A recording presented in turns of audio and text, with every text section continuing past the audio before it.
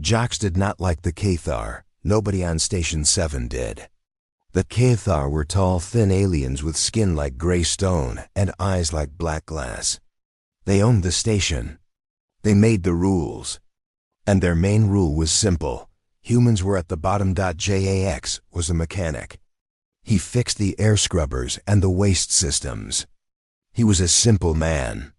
He just wanted to finish his shift, eat his protein paste, and watch old Earth movies in his small apartment. So, when two tall Cathar guards appeared at his door, Jocks felt his stomach go cold.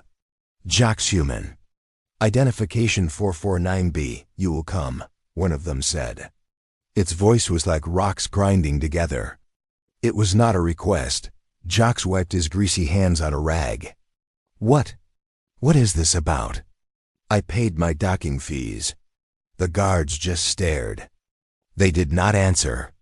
They never answered. Jocks walked between them. His human heart was beating fast. The Cathar hallways were too clean, too quiet. They smelled like ozone and cold metal. Other humans saw him and quickly looked away. They did not want to be involved. They took him to a judgment hall. It was not a court, because Cathar did not have trials. They just had judgments. A high-ranking Cathar proctor sat on a high chair. He looked at Jocks. He looked disgusted, as if Jocks was a bug. "Jocks human," the proctor said. "You have been chosen. You will perform a duty for the Cathar Empire." Jocks felt a small bit of hope. A duty? Maybe he was getting a promotion? "Yes, what can I do?" "You will be a jailer," the proctor said. The hope vanished. A jailer? "I'm a mechanic. I don't know how to silence." The proctor raised one long gray finger. "Your species is emotional. You are weak, soft. This is a fitting punishment." For her, a door opened.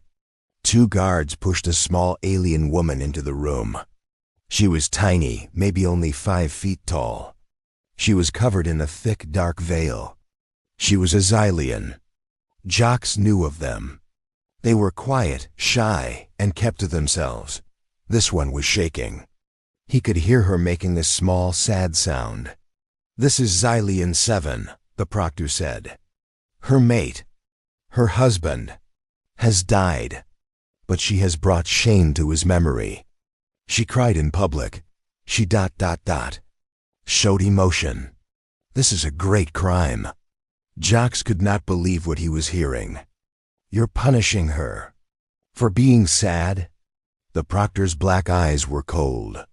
"It is not your place to understand our law, human. Her punishment is to be declassed. She is no longer Xylian. She is no longer anything. She is to be given to a lower species. A species that understands. Sadness," he pointed at Jocks. "She is your responsibility. She is your punishment." "Wait. My punishment?" Jocks said, his voice rising. "What did I do?" "Your species exists. That is your crime," the proctor said, as if explaining to a child. "You will take her to your small apartment. She will live with you. She will eat your food. She will be a constant reminder of Cathar justice. You will teach her how to be low, like a human." Jocks was trapped. He looked at the proctor. He looked at the two giant guards. If he said no, they would throw him out of the airlock. They would cancel the human colony's lease. His people would suffer. He looked at the small, shaking woman. She was a widow. She was being punished for crying. He hated this. He hated the Cathar. I understand," Jocks said, his voice low and angry. "Good," the proctor said. "She is now your problem. Take her." The walk back to his apartment was silent. The Xylian woman followed him, her head down. She was so small, he had to walk slowly. He could feel the eyes of other aliens on them. They were whispering. They were laughing. A Cathar was punishing a Xylian by giving her to a human. It was a big joke. Jacques felt his face turn red with anger and shame. He opened the door to his apartment. It was small. It was messy. It smelled like oil and old food. "It's not much," Jacques said. He felt bad. The woman did not say anything. She just stood in the middle of the room. "Look," Jacques said, trying to be kind. "I have a very small second room. It's for storage. You can have it. I'll get you a bed mat." She did not move. "Are you hungry?" he asked. She did not answer. He sighed. He was a jailer for a poor widow who was not allowed to be sad. This was his life now. The next 3 days were strange. The widow never spoke. She never took off her veil. She just sat on the small bed mat he gave her. Jacques would leave food by her door. When he came back, the food was gone. But he never saw her eat. He never heard her move. She was like a ghost. A sad, silent ghost in his apartment. He started to feel pity. "Look, Xylian, what's your name?" "They called you Seven, but that's not a name." She was silent. You can be sad here," Jacques said quietly. "I don't care. It's a human thing. It's okay." She did not move. On the 4th day, Jacques was working. He brought a small broken generator into his apartment. He was not supposed to, but he needed the extra money. It was a complex machine. He was welding a tiny wire. His hand was steady. Suddenly, a loud bang echoed through the station. An explosion. A power surge. The generator in front of Jacques sparked. A bright blue-white fire shot out of it. The machine overloaded. The metal casing began to glow red-hot. "No, no, no!" Jacques yelled. The generator was going to explode. It would kill him. It would destroy his apartment. He tried to hit the cut-off switch, but his hand was shaking. He fumbled. The fire grew. He was out of time. He covered his face. Suddenly, he felt a whoosh of air pass him. It was the woman. The widow. She was not a ghost. She was a blur. She moved faster than anything Jacques had ever seen. She did not run. She was just there. In one moment, she was in the corner. In the next, she was in front of the exploding generator. She did not try to hit the switch. She plunged her bare hands inside the blue fire. She grabbed the core of the generator. "Get back!" Jacques screamed. "It will kill you."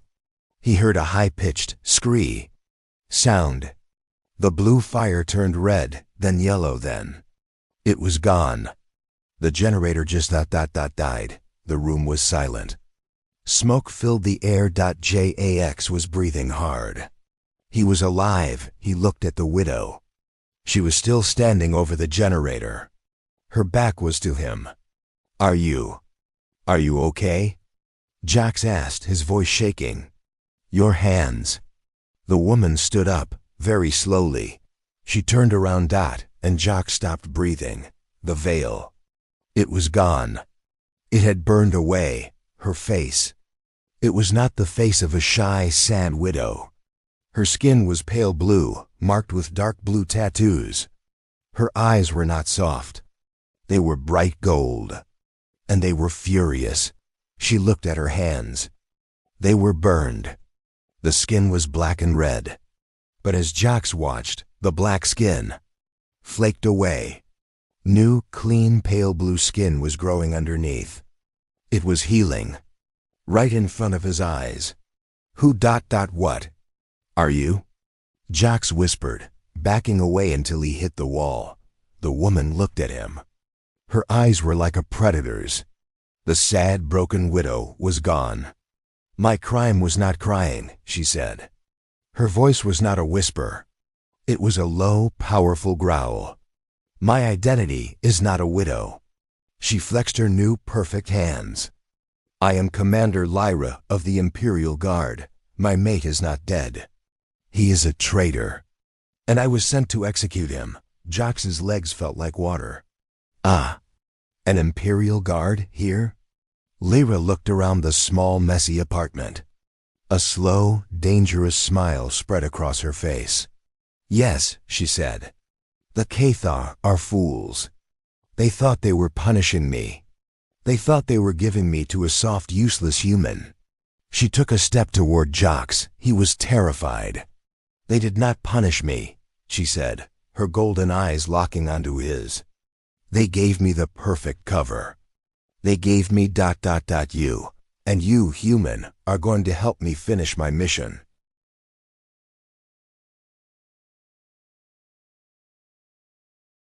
Jocks felt his back hit the metal wall. His legs gave out. He slid down to the floor.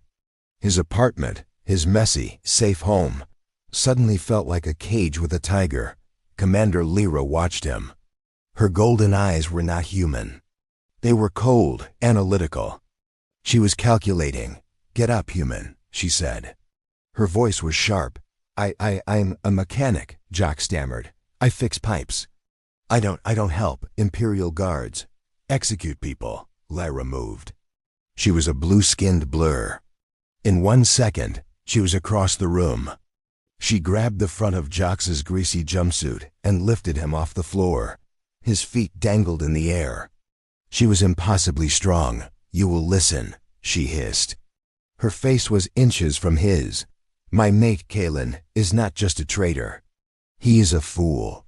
He stole a void core. It is a prototype. A weapon that can tear a hole in space.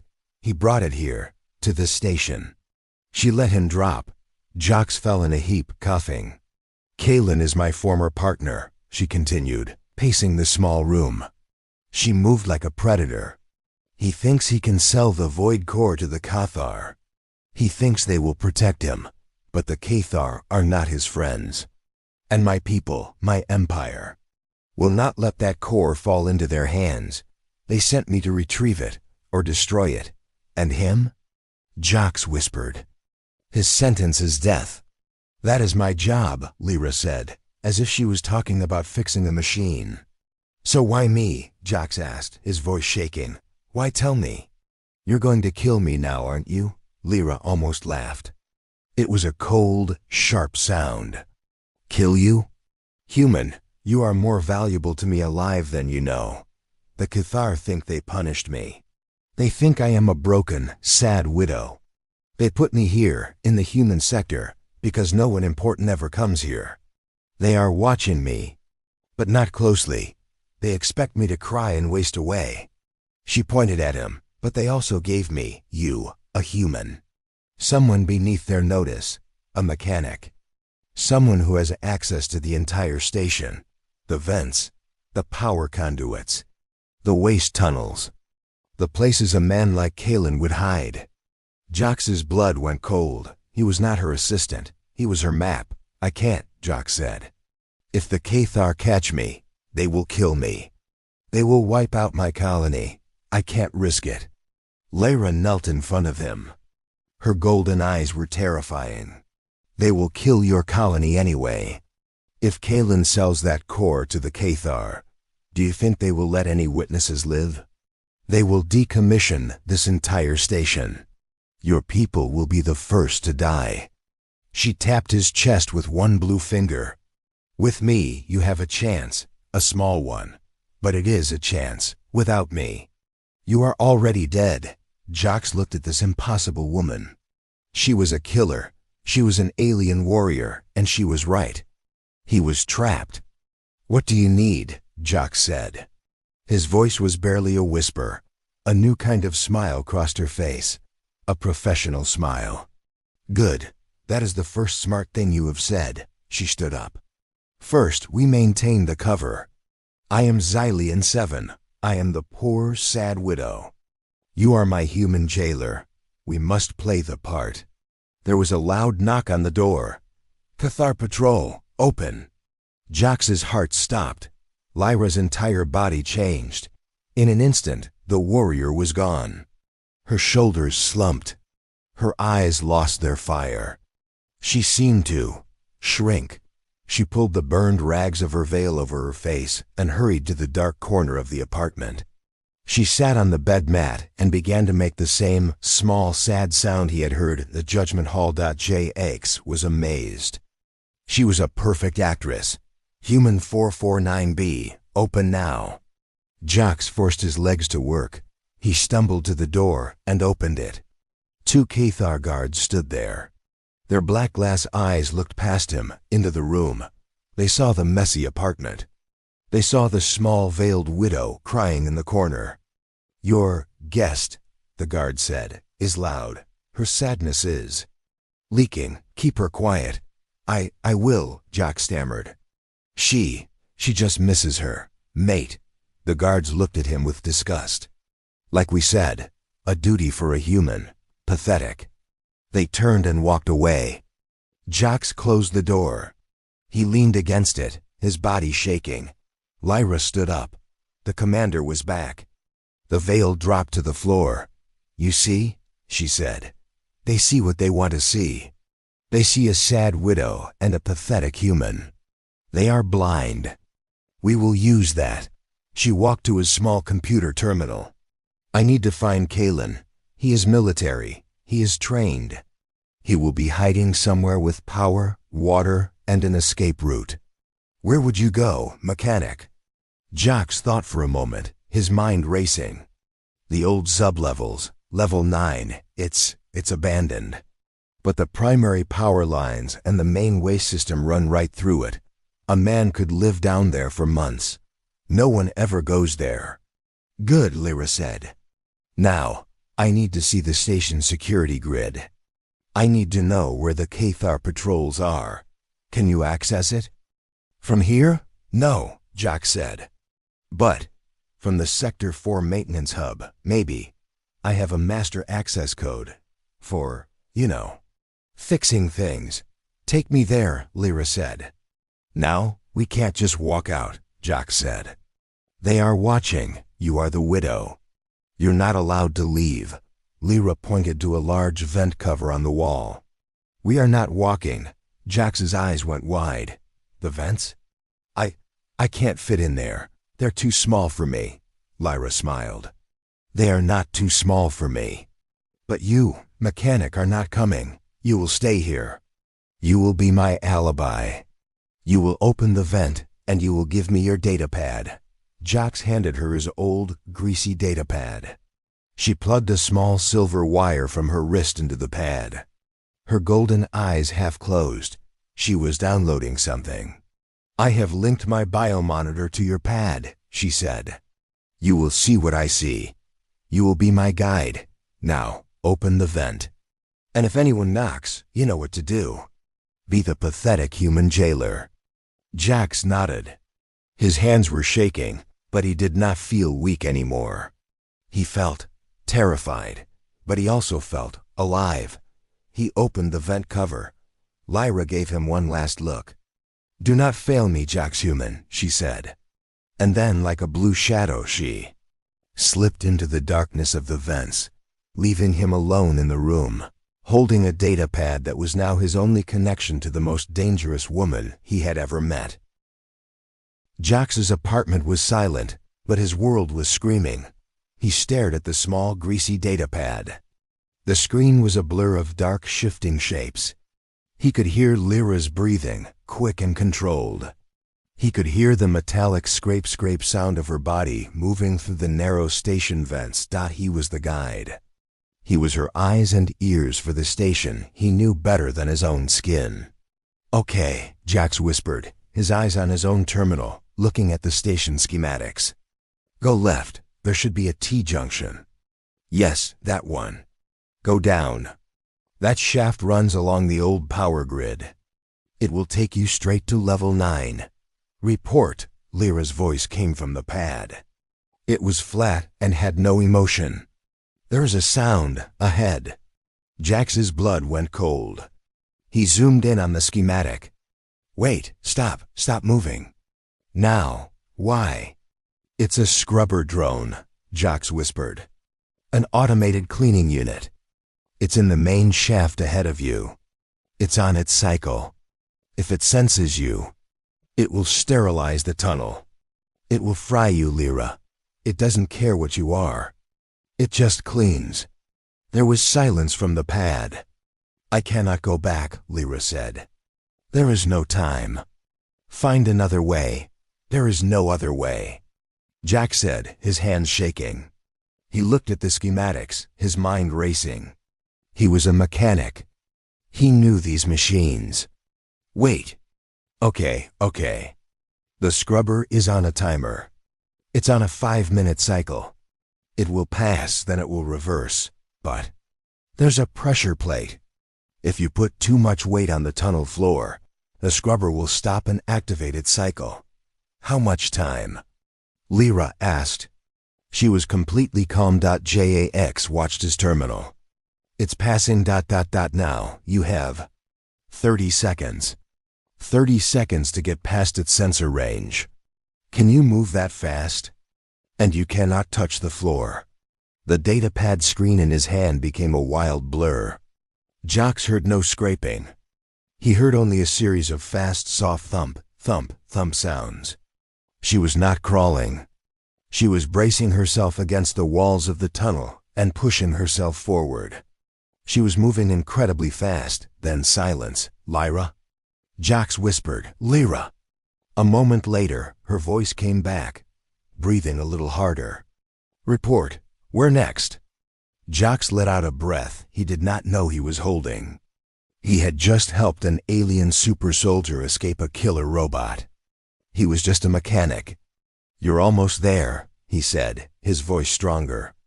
The next vent cover. It's rusted, but it opens into the old Level 9 maintenance hub. That's it, Lyra, you're there. He watched the datapad. He saw her view as she pushed the heavy vent cover open. It made a loud, groaning sound. She dropped silently to the floor below. The air was different. It was dark. Water was dripping somewhere. The only light came from a strange glowing fungus on the walls. He is here, Lyra's voice whispered. I can sense him. My people. We have a connection. He is close. The datapad view moved. Lyra was moving through the darkness, silent as a ghost. Jax was just a passenger now. He watched as she moved past old rusted machines. Then she stopped. She hid behind a large, broken engine. Across the massive dark room, there was a small fire. A man was sitting by it. He had the same pale blue skin as Lyra. He looked tired and half crazy. He was talking to a black metal box on the ground. The box was glowing with a faint dark purple light. They'll make me a king, the man Kalen whispered to the box. The Cathar. They'll see. They'll all respect me. Kalen, Lyra said. She stepped out of the shadows. Kalen screamed. He spun around, pulling a plasma weapon. Lyra, they sent you. I knew they would send you. The widow. It is over, Lyra said. She was not wearing her veil. She was a warrior. Give me the void core. Kalen laughed. It was a high, sick sound. You can't take it. And you can't kill me, Lyra. You know you can't. You loved me. Love is a human softness, Lyra said. Her voice was ice. I am an Imperial Guard. I am here for the core. Then you'll die with me. Kalen yelled. He aimed his weapon. Not at Lyra, but at the glowing black box. I'll open it. I'll tear this whole station apart. Lyra froze. Jax, watching from his apartment, felt his heart stop. Put your weapon down, Kalen said, his hand shaking. Or I swear I'll do it. Lyra slowly placed her weapon on the ground. Kalen smiled. He was winning. Back in his apartment, Jax was helpless. He was watching everyone die. He looked at his terminal. At the schematics. He was just a mechanic. A mechanic. He was logged into the station mainframe. Level 9 was abandoned. But the systems were just sleeping. His fingers flew across the keyboard. He typed, Level 9, Waste System. Command, Emergency Purge. On the datapad, Kalen was walking toward Lyra, his smile growing. You see, my love? I win. Suddenly, a loud alarm blared through the room. Warning, atmosphere venting, all personnel evacuate. A huge, powerful wind started to pull everything. A massive hatch in the far wall had opened. The main waste hatch. It was pulling all the air into space. Ian was knocked off his feet. He started to slide. The void core box slid with him. Lyra, with her training, braced herself against a heavy pipe. No! Kalen screamed. He grabbed onto a metal railing, holding on with one hand. The dark purple box slid. And then it was gone. It flew out of the open hatch and disappeared into the blackness of space. JAX. Back in his room, hit another key. Purge complete. Read-pressurizing. The wind stopped. The alarm went quiet. Kalen was just hanging from the railing. He had lost. He was breathing hard. Lyra stood up. She walked over to him. She looked at her traitorous mate. My mission was to retrieve the core, or destroy it, she said. It is destroyed. And me? Kalen whispered. What about your other mission? Lyra looked at him. Then, she looked straight at the datapad camera. It felt like she was looking right at Jox. She pulled out a small knife. Jox flinched. He did not want to watch. But Lyra did not kill him. She grabbed Callan's vest and used the knife to cut the straps. He fell to the floor in a heap. Then she hit him hard on the back of the head. He was unconscious. The datapad went dark. Jox was alone. He waited 1 hour. 2 hours. He was a dead man. Then, a soft knock on his door. He opened it. It was Lyra. She was back in her widow rags, covered in dirt. It is done, she said. Kalen? Jox asked. He is tied up in the vents, Lyra said. My rescue ship will be here in 1 day. A ship to save the poor widow. I will take my prisoner home. Jox just nodded. He was too tired to speak. Lyra looked at him. She saw the fear, the sweat. But she also saw the man who had just saved the entire station. You are not a soft species, Jax human, she said. You are emotional. You are disorganized. But you are not weak. It was the greatest compliment she could give.